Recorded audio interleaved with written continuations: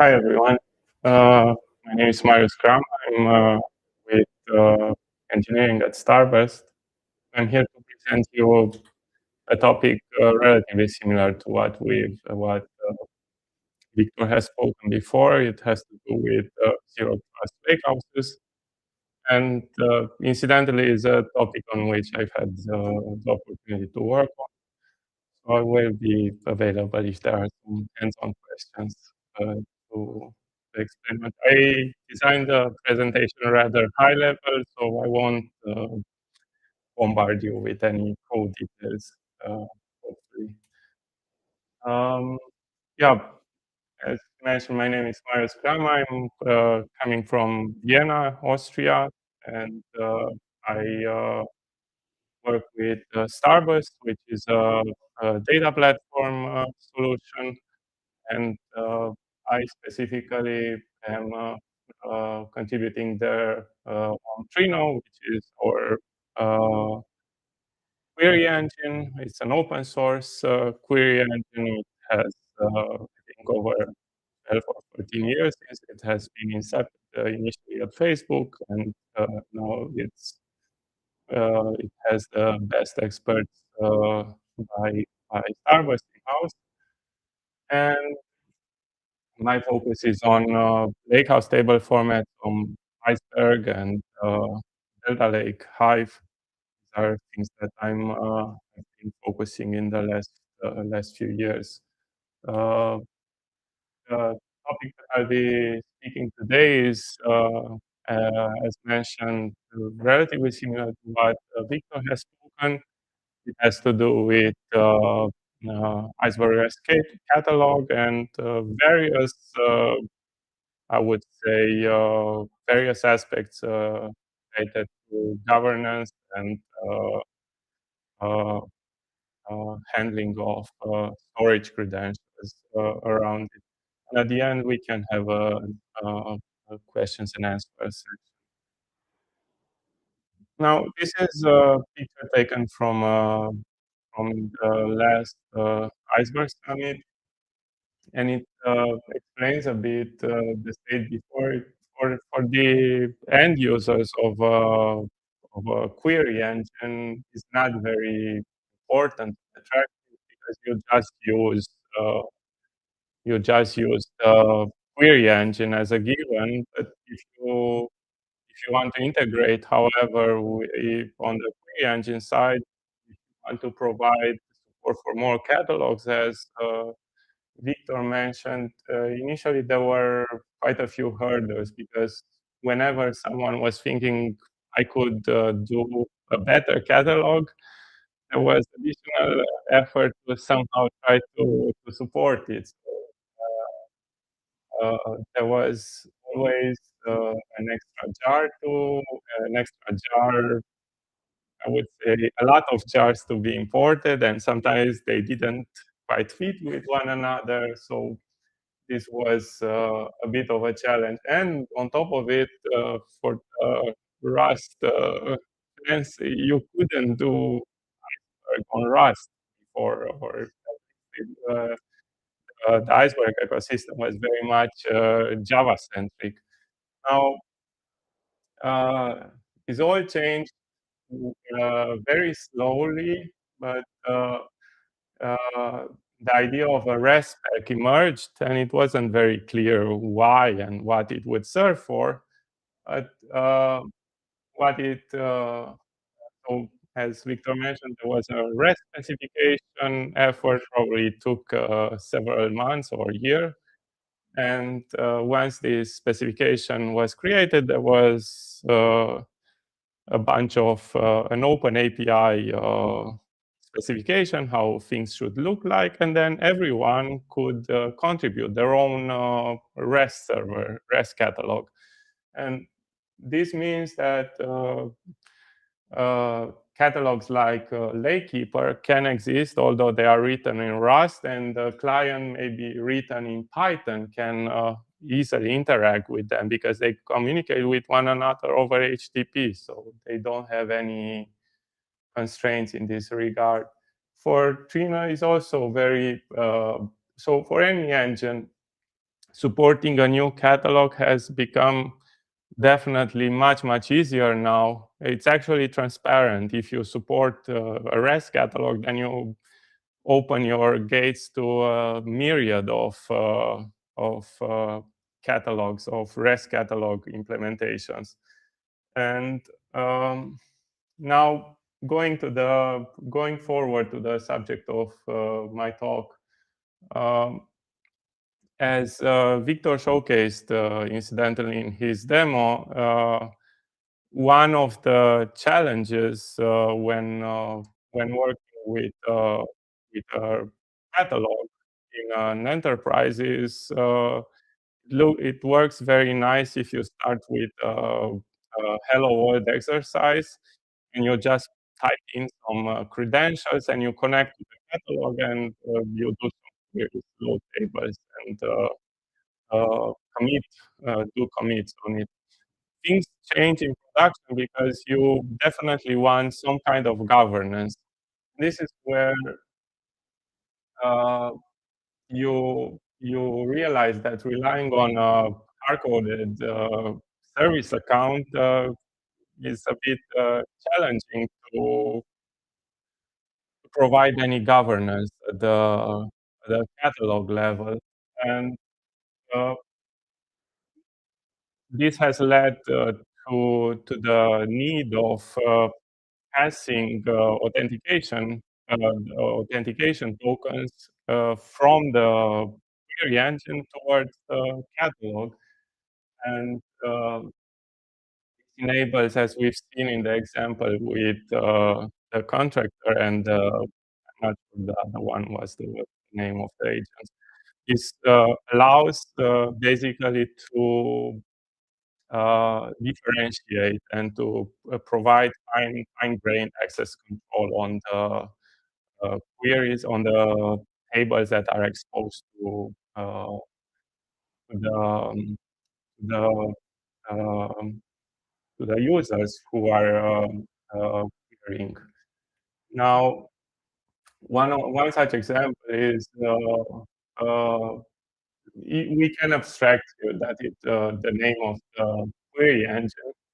We can consider it a, a known, and we don't have to focus on the fact that it's our enterprise.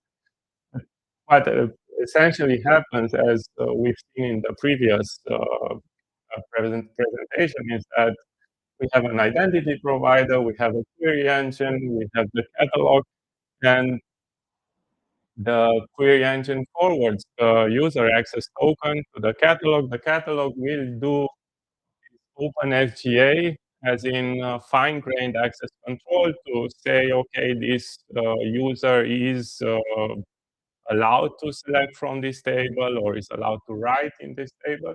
And then the operation will continue. Now, there's a small twist to this use case is for specific vendors. In this case, there's Databricks Unity is another catalog provider. They have certain constraints that if you look in the image, the same identity token that comes from identity provider is being forwarded to the catalog. In case of Database Unity, uh, this identity token first goes, there's the query engine needs to talk with a token exchange endpoint, and then the token exchange that comes from the token that comes from the identity provider will be exchanged to a short time availability Databricks access token, and then only this access token will be used to talk to Databricks. It's slightly similar, but it showcases that each catalog vendor has its own, I would say, particularities. Um, Now, what uh, uh, what Victor also mentioned a bit on fast forward was the term vended storage credentials. Vended storage credentials was for me as an implementer of these internal details was I was wondering why do they bother vending storage credentials, and we've uh, we've talked with a few. We at the company where I work with, we do collaborate with the catalog vendors in order to uh, provide the best experience to our customers. So as Victor mentioned, is no for the between the engineering at various companies, they actually are happy to work together, and there's I don't know, in my experience there have been no conflicts of interest. And vended storage credentials comes from the idea that if you have again, if you start with a demo, it's perfectly fine to have static storage credentials that you use for a long time. Things get challenging when you have production environments and highly regulated markets where industries where you have to exchange the storage credentials every few months or every few weeks. And there's also, when you do a monolithic storage security, as in you have some storage credentials which are have, I would say, um, which have permissions over an entire bucket. Uh, this can be also a security hazard because they can be taken away. They can be taken by an attacker and they can be used for other purposes. And the vended storage credentials is response to all these needs to work with short time availability, short time availability is storage credentials, as in you start a query, you receive storage credentials for the duration of that query. And within 1 hour, these storage credentials are not useful anymore. They cannot be used anymore. And um,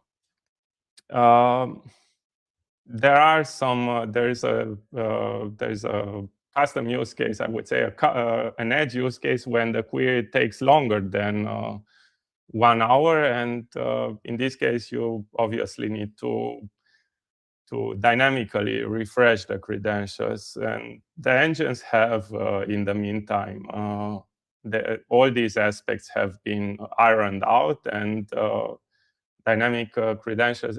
So vended, the vending of the storage credentials works on all the clouds for the Iceberg REST catalog. Here is an image depicting how the credentials vending is happening. Again, you see that the Iceberg REST catalog is in a central spot. One of the aspects that Victor also tried to showcase is that from merely storing the places where the iceberg tables are initially, the Hive catalog or the Glue catalog.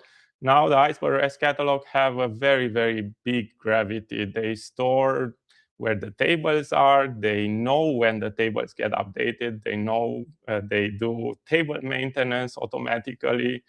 And I'll show you, they do governance. There's lots and lots of use cases which actually make the catalogs very, very important. And in this specific use case, they do vend credentials. So the engine itself, does not know the upfront the storage credentials. For a query, when the query accesses a table, it will ask, give me the credentials for this specific table, and there will be created a short time token to be used only for duration of the query, and that token will be provided to the engine, and the engine will access the data.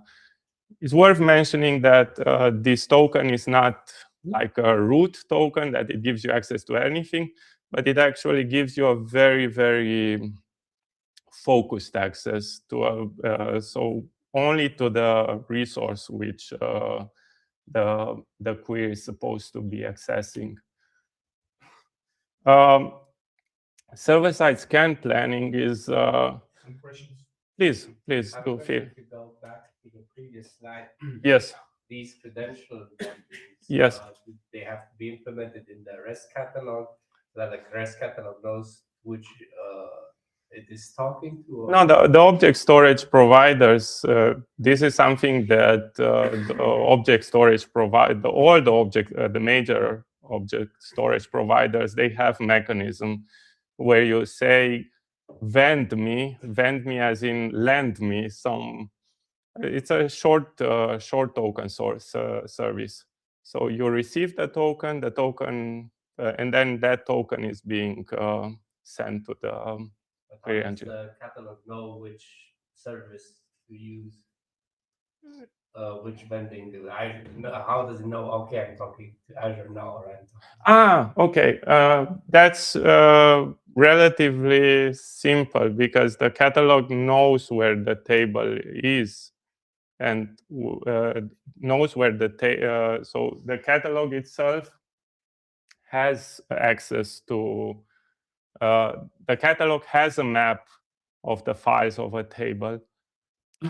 So I think I haven't implemented the catalog myself, but maybe just let me jump in. So what you will do at the beginning, you will create a warehouse, and that warehouse you will tell, okay, that's on Amazon, on Google, on GCP, or NetApp, on-prem, and then you will create that warehouse. You will take access key and secret key. So catalog has the capability now to go to that specific storage and ask him on a mechanism in S3's STS, and that will create you that credential. Actually, there's a small thing. The one table in Iceberg can span theoretically over multiple buckets or over multiple clouds. So you can have a part of the part of the table in Azure and a part of the table in AWS. And the catalog has, I think, static credentials. And based on these static credentials, you can say for this resource, create a short token. And you can, in the response that you give to the user, as I said, I kept it very high level, but you can have path storage credentials. So you can say for this path, use this short time token. For this path, use this short time token. So this is all ironed out, I would say, in the meantime. Please. Yeah, so when I look at this picture, it's good to go a bit deeper now. So if I want to access, I don't know, table XYZ. Yeah. Then I stay with your example here with AWS. So it means in my naive imagination that somebody would have to create a role that in an IAM role, right? That says, or you have access to these and these and these and these tables, which means you have access to these and these and these files in both buckets. No. That's so what you're describing. Like, imagine what you have. Like, it's not an IAM role on your AWS. It will be a role inside of your IDP, reading marketing, and then you will be assigned to that role. And catalog will get that information from your token, because from your IDP you will log into the catalog, and then in there's a policy. And in that policy, like in our case, it's CEDA policy or it's OpenFGA policy, where that information lives. So it does not live inside of EAM. It lives in that policy, like OPA is the other one, and that lives inside the policy where you have like that. Let's call it a tuple object.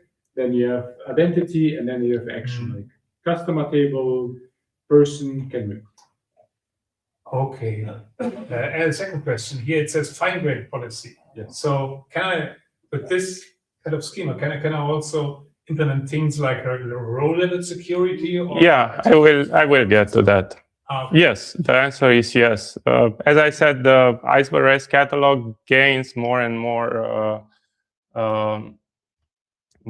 gravity, and what Victor showcased was an example where table level you can say this user is allowed to read from this specific table, but not from that.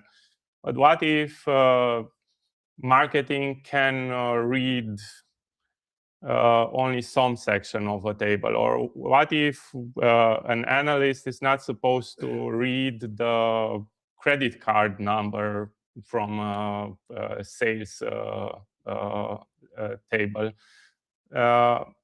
Again, this is relatively new. This has happened during this year, and it has been showcased, I think, only in June, at least by one of the vendors we've been collaborating with Databricks. And what's happening is that the user starts by saying, let's say that an analyst is requesting data from a payments table, but that analyst is not allowed to see the social security number or credit card numbers. And in this specific case, the way that Victor showed initially in his presentation, you've seen that at the bottom layer there are the Parquet files, which are provided to the query engine, or parts of them are provided to the query engine. When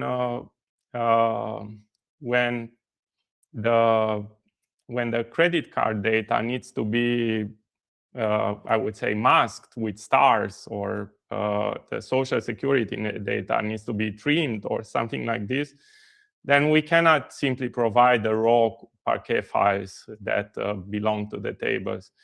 And this is where that's a new development that has been cooking for a while in the Iceberg REST catalog is taking place, is that the query engine, initially the query engine was planning, so to say. It was receiving the map of the table, and from this map it was, in more query engine terms, it was pruning, I mean, as in cutting down things that were not relevant for the query, and then it was just taken from the files that were relevant for the query, just these files, and was using them for the query. What has changed with the server-side scan planning is that the query engine itself becomes less relevant, and the REST catalog becomes more relevant, because for each query, in case that there is masking involved, the content of the planning of the query actually happens on the catalog side. What actually means is that if user Peter makes a query and user Bob makes a query, for each of their queries, there will be created new files that are very, very specific for each query. So the catalog will actually does not only deliver, here are the files that you need, but it actually says, it actually takes the wheel and actually says, hey, I'm creating now the files, and these are the files for your specific query. They are not the original files of the table, but rather the newly created files. And for these newly created files, they are created in a specific path, and only for that specific path that it corresponds to the query, there will be created vended credentials. So this somehow showcases that the vending of the storage credentials becomes an even more powerful mechanism. What we've gone through this very small one second is we've did token pass-through for the catalog, and we've explained shortly the vending of the storage credentials. and also this development of server-side scan planning. They basically all try to make it much more easier for the enterprises to have more governance and to deal more securely with the data, and to ease up also for the system administrators the work. I think that all this was made possible through having REST catalog implementations. Yes. I mean, when the queries result is quite large, doesn't this add a lot of overhead? Yes, indeed. That was my naive concern as well when we implemented for Unity this aspect. And indeed, not trying to make it very query engine specific, but when you do a query, there's the planning and there's the execution of the query. And since the planning is actually involves executing the query on the catalog side, or partly, then the planning, what usually takes less than a second, a few milliseconds or hundreds of milliseconds, now takes a dozen of seconds or 20 or 30 seconds. And yes, that's something that that is happening. It's worth also taking this with rather relaxed, because if not sure how many of you know Snowflake as a vendor, but I'm assuming that you've heard about them.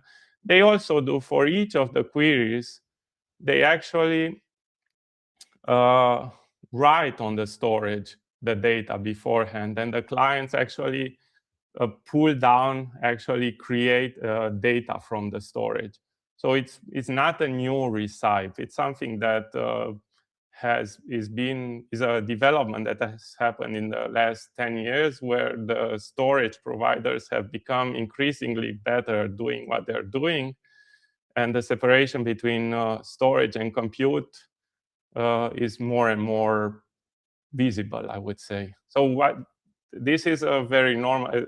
I would say that the Unity developers, they do now the very first iteration of it, and the planning was rather slow.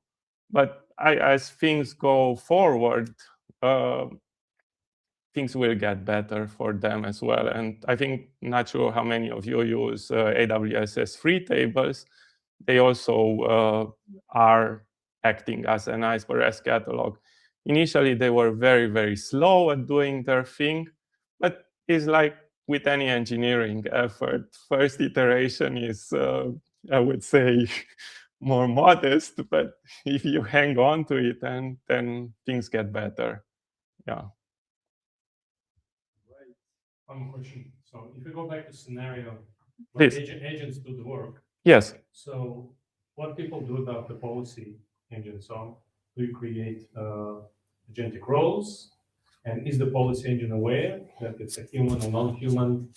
Is there any granularity from that perspective, from policy management? So today it's kind of the same. So because it's not aware about like, is it, well, it is aware because you have like the idea of sub of that service principle. And that service principle can be a human, can be the agent. And at the end, you will probably create, like in our case, a quite generic policy that is going to match between the table properties and the role from your token, and that will give you like the match, and then the agent or human can read it. But what you're talking about is more like like what's the next frontier on accountability, delegation, reproducibility, reciprocity. So, and that's something what will belong probably not to the policy, but maybe to an agent contract that has like a different thing. But that's like a difference. That's more like a cross-cutting architectural concern, I would say, than the policy agent. But the question really in practical terms, are there attributes that you can make downstream aware that it's the agent operating? Absolutely, you can do that, because agent connects to IDP and identity. So you will well aware for the identity and audience of that service principal that is an agent. Sure. Thanks. The last one, okay. Okay, one. Are you reusing these filtered data files across queries, or is like new file being created for every single query, even if they share some characteristics? That's an implementation detail, and indeed, that's also. It's worth mentioning that in this scenario, we were the query engine, and the colleagues from Databricks are the ones implementing it. But yes, definitely, they do identify that there is, I would say, there are scenarios, as you mentioned, that you select the very same, you do the very same query multiple times, and for such scenarios, they do actually reuse already created files. So yeah, it's a normal, I would say, iteration. I think it's still in development on their end. If you do a more selective query, do you then do another step of I would rather think yes. But I think that's more of a. Are you doing this? Are you currently implementing this functionality? Because there's a different implementation, but I would postpone that for a more networking session because we're going to use a read restriction and trust compute. But I would say let's just keep to the agenda. Yeah, thank you very much.